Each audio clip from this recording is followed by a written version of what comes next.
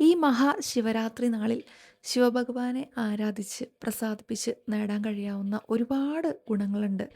ചില മന്ത്രങ്ങളെല്ലാം ശിവരാത്രി നാളിൽ മാത്രം കൂവളം കൊണ്ട് അർച്ചന ചെയ്തു കഴിഞ്ഞാൽ നേടാൻ കിട്ടുന്ന ഒരുപാട് സൗഭാഗ്യങ്ങളെക്കുറിച്ചിട്ട് നമുക്കറിയാം. അപ്പോൾ അത്തരത്തിലുള്ള കുറച്ച് ശിവപൂജയാൽ നമുക്ക് ലഭിക്കുന്ന അപൂർവമായിട്ടുള്ള ഗുണങ്ങളെക്കുറിച്ചിട്ടുള്ള ആ ഒരു പൂജാ വിധികൾ അല്ലെങ്കിൽ എന്ത് മന്ത്രം എന്തിനെയാണ് സൂചിപ്പിക്കുന്നത് എന്നുള്ള ഒരു വീഡിയോ ആണ് നമ്മളിന്ന് ചെയ്യുന്നത്. അപ്പോൾ നിങ്ങൾ ശിവഭക്തരാണ് എന്നുണ്ടെങ്കിൽ ഓം നമഃ ശിവായ എന്ന് കമൻറ്റ് ചെയ്യുക. നമുക്ക് മന്ത്രങ്ങളിലേക്ക് പോവാം. ഒന്നാമത്തെ, ഏവാജ്ഞാചന്തി മഹാഭോഗാൻ രാജ്യം വാ ധൃതശാലായം ചേർത്തന്തു സദാ ഭക്ത്യ ഹരസ്യ ശരണം ഭജെ എന്ന് വെച്ചിട്ടുണ്ടെങ്കിൽ, ഇഹലോക സുഖങ്ങളോ രാജ്യപ്രാപ്തിയോ സ്വർഗപ്രാപ്തിയോ ആഗ്രഹിക്കുന്നവർ ആരായാലും പരമ ഭക്തിയോടുകൂടി ശിവപാദങ്ങളെ ശരണം പ്രാപിച്ച് ഉപാസന നടത്തണം അല്ലെങ്കിൽ ഭജിക്കണം.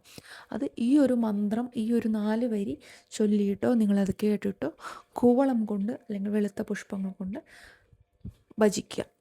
ഇനി രണ്ടാമത്തത്, ബ്രാഹ്മണ്യെ സൃഷ്ടി കർത്തൃത്വം വിഷ്ണോദാനമർദ്ദനം സുരാധിപത്യ മന്ത്രസ്യ ശിവപൂജ വിധേയഫലം എന്ന് വെച്ചാൽ, ബ്രഹ്മദേവന് സൃഷ്ടി സാമർഥ്യവും വിഷ്ണുവിന് അസുര സംഹാരത്തിനുമുള്ള മിടുക്കും ഇന്ദ്രന് സ്വർഗ ആധിപത്യവും ലഭിച്ചത് ശിവപൂജയുടെ ഫലമാണ്. അതായത് എല്ലാം കീഴടക്കാനുള്ള ഒരു ധൈര്യവും ഒരു വരവും ലഭിച്ചത് ശിവപൂജ ഫലമാണെന്നാണ് പറയുന്നത്.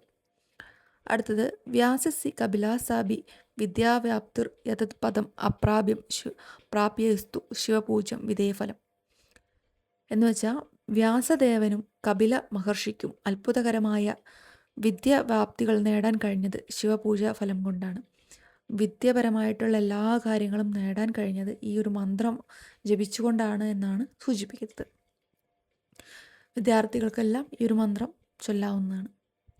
യതദ്ധരേ മത്തമതാംഗം വായുവേഗ സ്തുരാംഗം വാ പൂർണേന്ദു വദനാനാര്യ ശിവപൂജം വിധേയഫലം എന്ന് വെച്ചാൽ, ഒരാളുടെ ഗൃഹത്തിന് മുന്നിൽ മത്തജനങ്ങളും വായുവേഗമുള്ള അശ്വങ്ങളും ഗൃഹത്തിനുള്ളിൽ അതിസുന്ദരിയായ പത്നിയും കാണുന്നത് ശിവപൂജയുടെ ഫലം കൊണ്ടാണെന്ന് അറിയുക. ഭവാനാനി മനോജ്ഞാനി വിപ്രമാണശ്രിയം ധനം ച തൃപ്തിപര്യന്തം ശിവപൂജ വിധേയഫലം. പറമ്പിൽ ഉന്നത നിലവാരമുള്ള ഗൃഹങ്ങളും നല്ല ആഭരണങ്ങളും സ്ത്രീകളും സൂക്ഷിപ്പാൻ ധാരാളം ധനവും ഉണ്ടാവുന്നതും ശിവപൂജ ഫലം എന്നാണ് പറയുന്നത്. സൗഭാഗ്യം കാന്തിമതിരൂപം സത്യം ത്യാഗപാപകൃതം ശൗര്യം ച ജഗതി ഖ്യാതി ശിവപൂജ വിധേയഫലം. സൗഭാഗ്യം കാന്തിയുള്ള ശരീരം, വാക്കിൽ സത്യവും കരങ്ങളിൽ ദാനവും വാക്ചാതുര്യവും പരാക്രമവും ലോകത്തിൽ കീർത്തിയും നേടുന്നതെല്ലാം ഈ ശിവപൂജ ഫലമാണെന്ന് മനസ്സിലാക്കുക. വിദ്യാരൂപം സൗമ്യം സദ്കുലം രോഗനാശിതം സ്വർഗരാജ്യം ച മോക്ഷം ച ശിവപൂജ വിധേയഫലം. വിദ്യ, സൗന്ദര്യം, ധനം, മാധുര്യം, സദ്കുലത്തിൽ ജനിക്കാനുള്ള ഭാഗ്യം, ആരോഗ്യാവസ്ഥ, രാജ്യപരിപാലനം, സ്വർഗമോക്ഷം എന്നിവ പ്രാപ്തി എന്നിവയെല്ലാം ലഭിക്കുന്നത് ശിവപൂജാവിധ ഫലം കൊണ്ടാണ്.